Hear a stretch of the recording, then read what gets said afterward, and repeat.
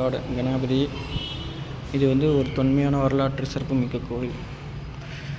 சங்குபாணி விநாயகர் சங்கு வடிவில் காட்சி தர சுயம்பு கணபதி. இது ஒரு தொன்மையான வரலாற்று கோவில் என்று வந்து சாட்சி பார்த்திங்கன்னா இந்த கோயில் ஒரு கல்வெட்டு இருக்குது. அது பார்த்திங்கன்னா கான்க்ரீட்டால் வந்து சூழ்ந்துருக்கு. பார்த்திங்கன்னா நம்ம இதை பார்க்கலாம்.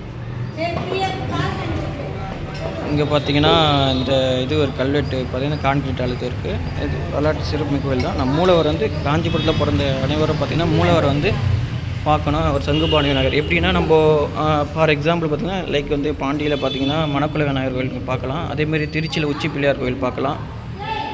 அப்புறம் பார்த்திங்கன்னா லைக் பார்த்திங்கன்னா திருவண்ணாமலை இடுக்கு கணபதி இடுக்கு பிள்ளையாருன்னுவாங்க. அதேமாதிரி நம்ம காஞ்சிபுரத்தில் ஒரு மாவட்டத்தில் கணபதி இருக்கார் பிரசித்தி பெற்றவர். நம்ம காஞ்சிபுரத்தில் இவர் சங்குபாணி விநாயகர் ரொம்ப பிரசித்தி பெற்றவர். இவர் வரலாற்று சிறப்புகளில் நம்ம காமாட்சி அம்மன் கோயில் லைக் பார்த்திங்கன்னா உலகந்த பெருமா கோயில் பார்த்திங்கன்னா மன்னர் அரசர் காலத்தில் இது பண்ணது. இது வந்து நம்ம இந்து அறநிலையத்துறை கட்டுப்பாட்டில் வந்து செயல்பட்டு வருது. இந்த கோயில் ஒரு பழமையான கோயில் தான். நம்ம இவரை பற்றி நம்ம மேற்கொண்டு தலப்புராணம் பற்றி நம்ம காணொலியில் பார்க்கலாம். எஜுகேஷன் பர்பஸ் கொஞ்சம் சப்போர்ட் பண்ணுங்கள். தேங்க்யூ.